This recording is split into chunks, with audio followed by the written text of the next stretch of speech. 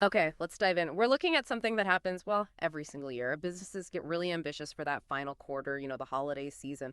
They're expecting a big sales boost. But when you look at the numbers, uh, way too many end up disappointed. The results just don't match the frantic effort they put in. So we've dug into the research here. We want to get past that surface idea of just, hustling in Q4. There's often a deeper strategic problem behind this underperformance. Some sources call it the Q4 rush trap.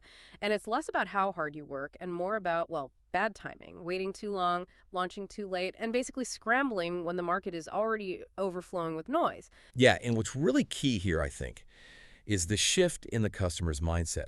By the time a lot of brands are hitting the panic button, say in late November, maybe even December, customers aren't just tuning out promotions. They're kind of cognitively overloaded. Their big buying decisions often already made, or they've just put up a mental wall against all the marketing noise. So the data really shows that holiday success, it's actually built way earlier. Think October. That's when you need to be setting things up, not, right before Christmas when you start slashing prices. Right. So, our mission for you today is pretty clear. We're going to pinpoint the specific strategy shifts you need, moving away from just hoping things work out towards actually securing that sales revenue. We'll break down the common mistakes, some complex ones that can derail even big campaigns. And then, importantly, we'll get into the proactive solutions, the things that really separate the winners from the ones playing catch up. Okay, so let's start by unpacking maybe the four most common and honestly most costly mistakes brands make heading into this high pressure holiday season. Well, the first one, it's foundational, really. Mistake number one, launching too late. It sounds simple, almost too obvious, right? But the scale of this error is massive. See, customers are planners, especially for bigger ticket items, the laptops, the main gifts. They're thinking about this stuff weeks ahead. So when a brand waits until, I don't know, the Monday before Thanksgiving to shout about a sale, they've completely missed that crucial window where people are considering their options, building trust. And then what happens? You have to spend way more on ads just to get noticed, just to interrupt someone who's probably already looking at a competitor. Your return on ad spend just tanks. That makes total sense. But here's where it gets, I think, really interesting. Mistake number two. This is a technical one, and it can burn through cash so fast. Ignoring mobile shoppers. Or rather, the quality of their mobile experience. We're not just talking about whether your site adjusts to the screen size anymore. That's basic.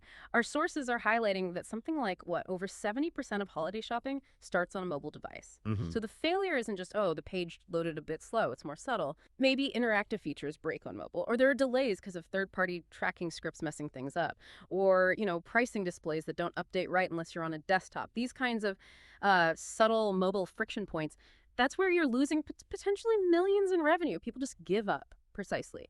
And that flows directly into mistake number three, the clarity trap, or just, being confusing. In today's market, attention spans are incredibly short. Milliseconds, really. Confusion is just, well, expensive.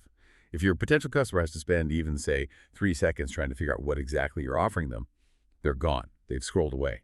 And this happens all the time. Maybe the bundle names are weird and don't make sense, or you use those scarcity timers that look kind of fake or ambiguous. Or, and this is a big one, the pricing isn't clear until you're deep into the checkout process. You absolutely have to convey the offer, the savings, and exactly where to click instantly. If not, you lose that sale. I definitely see that. But let me push a bit on mistake number four. People might think this one's basic, but it goes deeper than just like a 404 error page. It's untested conversion pathways. The whole journey. It's not just about a link being broken here or there. It's about the entire checkout flow potentially failing under pressure.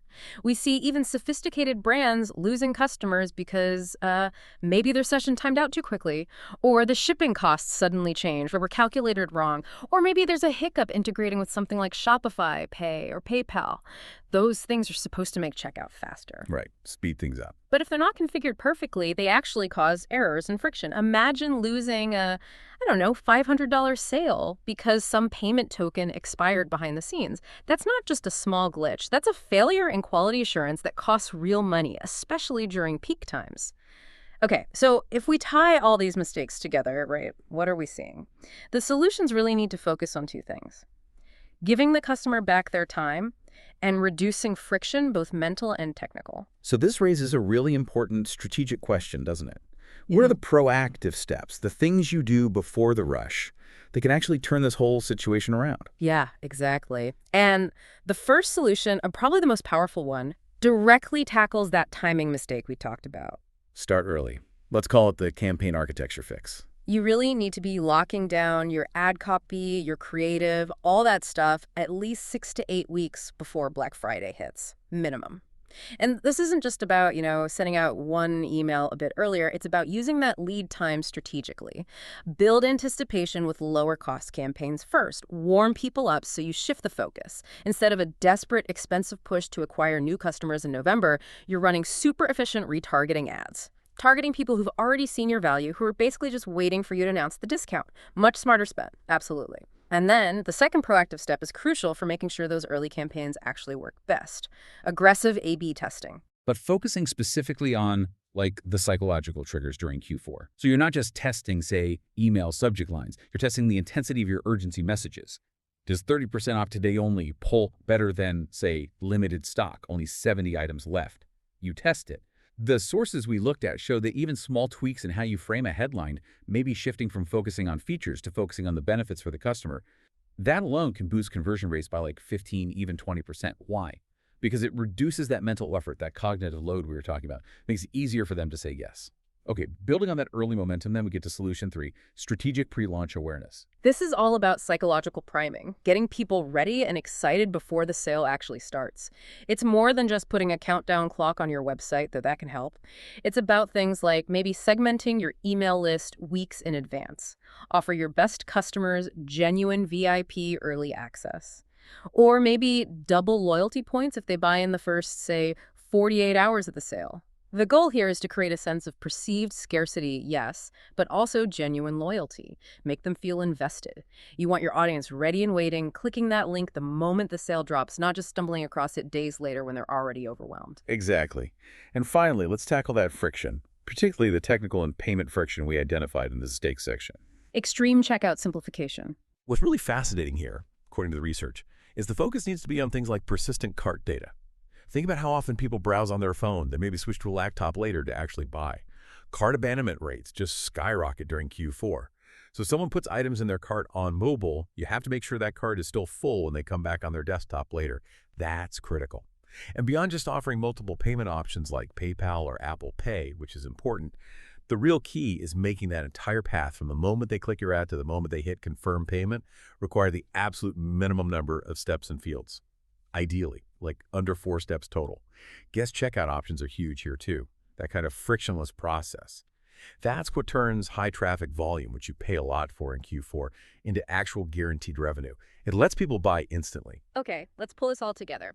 If we synthesize this whole strategy, it really points to a core principle, doesn't it? Winning in Q4, it's not really about shouting the loudest with the biggest discount. It's more about being the brand that's the most trusted and, frankly, the easiest to buy from.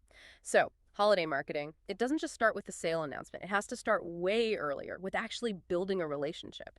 If you skip that part, your ads, no matter how clever or expensive, just feel like interruptions. Absolutely. I mean, think about the brands that consistently crush their holiday sales goals.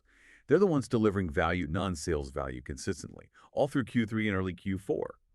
Consider the cost of acquiring a customer, the C key, during that Black Friday, Cyber Monday window. It's astronomical, right? Super expensive. But if you've been consistently showing up before all that noise hits, maybe in their inbox with a useful newsletter, or with engaging short videos, or helpful social posts, content that isn't just pushing discounts, things like detailed gift guides relevant to your niche, or how-to videos showing how to get the most out of your products, maybe even some behind-the-scenes stories. When you do that, you're essentially lowering your effective customer acquisition costs dramatically. You're pre-qualifying people because they already know and trust you. Yeah, the research really doubles down on that idea of value-driven content. It builds that essential trust. It shifts how the customer sees you. It's not just, oh, here's another brand trying to get my money. It's more like, this is the brand that actually gets my problems or helps me out. So that means sharing useful tips, maybe optimizing how they use something they already own, providing educational content, or just giving genuinely helpful advice in your niche that has absolutely nothing to do with clicking buy now today. And that leads directly to the ultimate conversion payoff. An audience that's already warm, that already knows, likes, and trusts you. They convert way faster when the sale does drop because the trust is already there. And crucially, they often buy more. They're psychologically primed to purchase from you. They aren't vetting you at the last minute. They're almost celebrating the fact you're offering a discount. So wrapping it up, the big takeaway is really about that timeline, isn't it? Purposeful planning means getting your campaign architecture locked in 6, maybe 8 weeks out. And then the execution demands absolute clarity in your message, connection with your audience through ongoing value, not just sales pitches, and technical perfection, especially on mobile and critically at the checkout. Every single touch point, every post, email, ad needs to guide the audience smoothly, one step closer to purchase. You have to minimize every possible point of confusion or delay. That 6 to 8 week buffer, it really seems like the make or break window for profitability. And just to reiterate, those technical details, fixing mobile lags, streamlining those checkout steps, they are absolutely mission critical. Because even the best offer fails if the buy button glitches under pressure. Yeah, this whole deep dive really underscores how building that long-term relationship provides the momentum you need for short-term sales wins, especially during these peak seasons. So if we accept that consistent value-driven content is the way to warm up your audience for the holidays, here's a final thought to leave you with. What's one piece of genuinely useful non-sales advice or insight you can share with your audience today? Something that starts building that trust now for the next big sales opportunity. Think about that one thing that connects your product or service to their everyday life, long before they're even thinking about making a purchase. Focus there. If you do that consistently, you'll likely redefine what success looks like for you in Q4 and beyond.